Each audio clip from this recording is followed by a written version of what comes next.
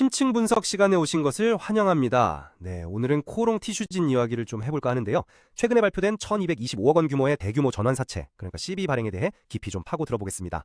아시다시피 이 자금은 주력 파이프라인인 퇴행성 관절염 치료제, TGC, 인보사죠. 인보사의 미국 FDA 품목 허가와 상업화 준비를 위한 건데요. 네, 맞습니다. 오늘 저희의 논의는 제공된 관련 자료들을 바탕으로 진행될 예정이고요. 핵심 질문은 바로 이것입니다. 이번에 이 대규모 자금 조달이 과연 TGC 성공 가능성에 대한 시장의 아주 강력한 신뢰, 이걸 보여주는 청신호로 볼 수 있을까? 아니면 오히려 단일 파이프라인이 가진 위험성이나 상업화까지의 그 험난한 과정, 이런 걸 더 부각하는 것은 아닐까? 저는 일단 이번 CB 발행이 TGC 성공에 대한 높은 기대감, 그리고 회사의 자금 조달 능력을 아주 잘 보여주는 긍정적인 신호다, 이런 입장입니다. 반면에 저는 이번 대규모 자금 조달의 필요성 그 자체가 TGC라는 단일 파이프라인에 대한 의존성, 또 그리고 상업화까지의 긴 시간과 불확실성 같은 내재된 위험을 오히려 더 드러낸다고 보고 있습니다. 그래서 조금 더 신중하게 봐야 한다, 이런 생각입니다. 네, 제 관점에서 봤을 때 가장 주목해야 할 점은요. 일단 1225억 원이라는 상당한 규모의 자금, 그것도 표현 이자율과 만기 이자율 모두 0%라는 이건 정말 파격적인 조건이거든요. 이걸로 유치했다는 사실입니다. 이건 그냥 단순한 자금 조달, 그 이상이라고 봐야 해요. 그러니까 투자자들이 당장의 이자 수익은 포기하고서라도 나중에 주식으로 전환했을 때 얻을 수 있는 그 막대한 자본 이득, 즉 TGC의 성공 가능성에 대해서 매우 강한 확신을 가지고 있다, 이걸 의미하는 거죠. 그리고 파나세아나 IBKC 같은 이런 전문적인 사모펀드, 또 벤처캐피털이 주요 투자자로 참여했다는 점도 중요합니다. 수백억 원 단위의 기관 자금이 투입됐다는 건 TGC의 임상 데이터나 시장 잠재력에 대해서 단순한 기대를 넘어서는 어떤 실질적인 신뢰가 뒷받침되었다, 이런 증거 아니겠습니까? 조달된 자금이 또 FDA 승인 및 상업화 준비라는 아주 명확한 목표에 쓰인다는 점, 이것도 회사가 이제 다음 단계로 나아가기 위한 아주 전략적이고 또 선제적인 움직임이다, 이렇게 보여줍니다. 글쎄요, 저는 그 지지율에는 좀 동의하기가 어렵습니다. 1022억 원이라는 그 규모 자체가 역설적으로 코롱 티슈진의 현재 상황을 보여준다고 생각해요. 뭐냐면 바로 TGC라는 단 하나의 파이프라인에 회사의 운명이 걸려있다는 점입니다. 이건 바이오 기업이 갖는 본질적인 위험이기도 하죠. 만약에 TGC가 예상치 못한 어떤 문제에 부딪히거나 또는 최종 승인의 실패라도 한다면 회사의 기반 자체가 그냥 위태로워질 수 있는 겁니다. 또 이렇게 대규모 외부 자금을 유치해야만 한다는 사실 자체가 현재 이 회사의 자체적인 현금 창출 능력이 사실상 부재하다는 걸 방증하는 거 아닌가요? 게다가 전환가액을 보면 현재 주가보다 약 12% 할인된 43,618원으로 설정됐고, 특히 주가가 하락하면 전환가액도 같이 낮아지는 리픽싱 조건이 최저 37,000원까지 열려있다는 점, 이거는 주목해야 합니다. 이건 단기적으로 주가의 부담 요인이 될 뿐만 아니라 나중에 주식으로 전환될 때 기존 주주들의 지분 가치가 상당히 희석될 수 있다, 이걸 시사하는 거죠. 말씀하신 그 0% 이자율 부분, 이걸 좀 더 깊이 들여다볼 필요가 있다고 생각하는데요. 바이오 업계의 투자 환경을 고려했을 때 이 정도 규모의 자금을 0% 이자로 조달한다는 건 정말 상당히 이례적인 일입니다.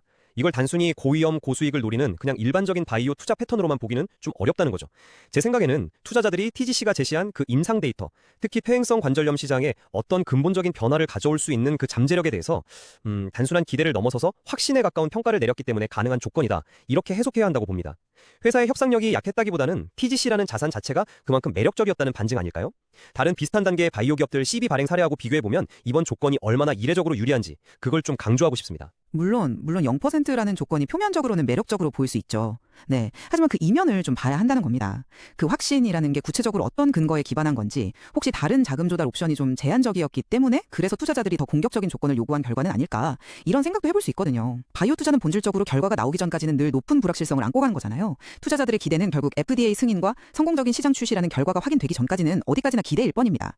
만약에 그 기대가 충족되지 못하면 0% 이자율이라는 건 투자 실패의 위험을 그냥 그대로 떠안는 조건이 될 수도 있는 거 아닙니까? 단순히 조건이 파격적이라는 사실만으로 성공 가능성을 너무 낙관하기에는 아직 이르다고 봅니다. 오히려 이자 부담 없이 자금을 빌려주는 대신에 주식 전환을 통해서 막대한 이익을 노리는 투자자들의 계산이 깔려있다, 이렇게 봐야 하지 않을까요? 재무적인 관점에서 보면요, 상업화라는 그 최종 목표까지는 분명히 상당한 시간이 걸릴 텐데 그 기간 동안 필요한 운영 자금이나 개발 자금을 이자 부담 없이 선제적으로 확보했다는 것, 이거는 재무적 안정성을 크게 높이는 조치라고 봐야 합니다.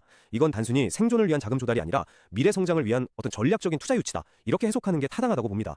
덕분에 이제 회사는 유동성 우려 없이 안정적으로 FDA 승인 준비하고 또 상업화 계획을 추진할 동력을 얻게 된 거죠. 이것이 장기적으로 기업 가치 제고에 기여할 것이라는 점은 꽤 분명해 보입니다. 그 재무적 안정성이라는 표현에는 저도 좀 동의하기가 어렵네요. 1225억 원이라는 이 거액을 외부 자금, 그것도 나중에 주식으로 전환될 수 있는, 즉 잠재적인 부채인 전환사채로 조달해야 한다는 그 사실 자체가 현재 코롱 티슈진의 현금 흐름이 얼마나 불안정한지를 보여주는 증거라고 생각합니다. 자체 수익 없이 오로지 외부 수혈에 의존해서 이런 대규모 프로젝트를 진행한다는 것, 그 자체가 상당한 재무적 부담이거든요. 말씀하신 대로 TGSC가 성공하면 뭐 문제가 없겠지만 만약 실패하거나 예상보다 지연될 경우 이 자금 조달이 오히려 더 심각한 재정적 압박 요인이 될 수 있다는 겁니다. 성공을 위한 발판이라기보다는 실패했을 때의 위험을 더 키우는 양날의 검이 될 수도 있다는 점을 간과해서는 안 됩니다. 이게 과연 최선의 선택이었을까요? 뭐 내부 유보 자금이나 다른 방식의 자금 조달은 혹시 불가능했을까요? 그런데 TGSC가 목표로 하는 시장의 규모와 잠재력, 이걸 좀 고려해야 합니다. 미국 내 퇴행성 관절염 환자만 해도 3,250만 명이고 전 세계적으로 보면 7억 명에 이릅니다. 이 거대한 시장에서 TGSC가 성공적으로 안착할 경우 2030년에는 매출 2조 원, 영업이익 4천억 원 달성이라는 전망치도 나오고 있거든요. 네, 그 숫자는 저도 봤습니다. 이게 현재 약 4조 원 수준인 시가총액이 20조 원 이상으로 급증할 수 있다는 계산으로 이어지고 주가로는 25만 원 수준까지도 기대해 볼 수 있다는 분석도 있습니다. 특히 TGC가 단순히 통증만 완화하는 게 아니라 질병의 근본적인 진행 자체를 늦출 수 있는 이른바 DMOAD, Disease Modifying Osteoarthritis 드럭의 라벨 획득 가능성이 있다는 점은 정말 중요합니다. 이건 기존 치료제들하고는 차원이 다른 경쟁 우위가 될 수 있거든요. 이런 막대한 잠재력을 실현하기 위한 투자로 봐야 한다는 거죠. 그 DMOAD 라벨의 잠재력, 네, 그건 저도 인정합니다. 하지만 그 잠재력이 현실화되기까지 너무나 많은 장벽들이 너무나 많다는 게 문제입니다. FDA 승인 예상 시점이 2026년이나 2027년이라고 하는데 아직 시간이 꽤 남았고 그 과정에서 예상치 못한 변수가 발생할 가능성은 뭐 항상 존재하는 거죠. 그 사이에 더 효과적인 경쟁 약물이 나올 수도 있고요. 그리고 승인 이후에도 문제입니다. 대량 생산을 위한 스케일업 과정에서의 기술적인 어려움, 각국 보험 당국과의 까다로운 약가 협상 문제, 그리고 실제 의료 현장에서 의사나 환자들에게 받아들여지기 위한 마케팅 및 판매망 구축, 이런 현실적인 과제들이 정말 산적해 있습니다. 2030년 2조 매출이니 25만 원 목표 주가냐는 그런 장밋빛 전망은 이 모든 허들을 성공적으로 다 넘었을 때의 이야기입니다. 현재 시점에서 이런 미래 가치를 얼마나 현실적으로 반영해야 할지는 정말 신중하게 판단해야 합니다. 그 DMOAD 가능성 하나만으로 이 모든 어려움을 다 극복할 수 있다고 보시는 건가요? 그건 좀... 전환가액이 현재 주가보다 다소 할인된 건 사실입니다. 하지만 이 정도 규모의 투자를 유치하기 위한 일반적인 인센티브 수준으로 봐야 한다고 생각해요. 단기적인 주가 변동성보다는 TGC 상업화가 성공했을 때 기대되는 그 기업 가치의 폭발적인 성장 잠재력, 여기에 초점을 맞춰야 합니다. 목표 주가 25만 원이라는 그런 장기적인 관점에서 본다면 현재의 전환가액 할인은 충분히 감수할 만한 수준이고 오히려 미래 가치를 확신하는 투자자들에게는 매력적인 진입 기회가 될 수도 있습니다. 지분이석 우려도 장기적인 기업 가치 상승으로 충분히 상쇄될 수 있다고 저는 봅니다. 이론적으로는 그럴 수 있겠죠. 하지만 현실은 좀 다르다고 봅니다. 전환가액 할인은 분명히 단기적으로 주가에 부담을 주는 요인입니다. 그리고 더 중요한 건 오버행, 즉 나중에 시장에 풀릴 수 있는 잠재적 매도 물량에 대한 부담입니다. 1225억 원 규모의 시비가 전부 다 주식으로 전환된다면 발행 주식 총수가 상당히 늘어나게 되고 이건 기존 주주들의 지분 가치를 필연적으로 희석시킵니다. 주당 순이익 EPS 같은 지표에도 당연히 부정적인 영향을 미치죠. 특히 아까 말씀드린 그 리픽싱 조건, 그러니까 주가가 37,000원까지 하락하면 전환가액도 같이 낮아지는 그 조건은 주가 하락 시에 희석 효과가 더욱 커질 수 있다는 아주 심각한 위험을 내포하고 있습니다. 장기 성장성에 대한 기대만으로 현재의 주가 부담과 이 명백한 희석 위험을 그냥 간과해도 괜찮다고 보시는 건가요? 기존 주주들 입장에서는 이걸 어떻게 받아들여야 할까요?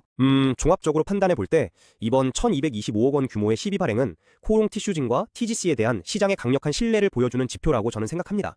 특히 0% 이자율이라는 파격적인 조건, 그리고 전문 투자기관들이 참여했다는 점은 TGC의 기술적 가치와 상업적 성공 가능성에 대한 높은 기대를 반영하는 거죠. 이번 자금 확보는 FDA 승인과 성공적인 상업화를 향한 아주 중요한 디딤돌을 놓은 것이다. 그래서 회사의 미래 전망에 긍정적인 신호로 해석해야 한다고 봅니다. 그럼에도 불구하고 저는 신중론을 유지할 수밖에 없네요.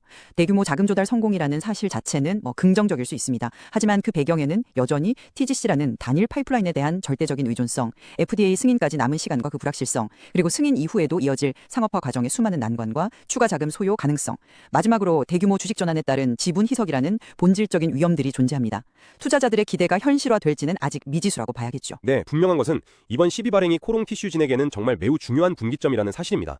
이것이 궁극적으로 기업 성장의 기폭제가 될지 아니면 오히려 재무적인 부담으로 귀결될지는 전적으로 앞으로 발표될 TGC의 최종 임상 3상 데이터와 그에 따른 FDA의 결정에 달려있다, 이렇게 봐야 할 것입니다. 맞습니다. 앞으로 공개될 임상 3상 최종 데이터의 그 세부 결과, 그리고 FDA와의 커뮤니케이션 내용, 또 규제 당국의 최종 승인 여부, 이런 것들이 코롱 티슈진의 기업 가치와 주가 형방을 결정짓는 핵심 변수가 될 것입니다. 오늘 저희가 나눈 이런 이야기들이 이 복잡한 사안을 좀 다각적으로 이해하시는 데 도움이 되었기를 바랍니다. 네, 제공된 자료 외에도 지속적인 정보 확인과 분석이 필요해 보이고요. 결국 판단은 각자의 몫이겠죠.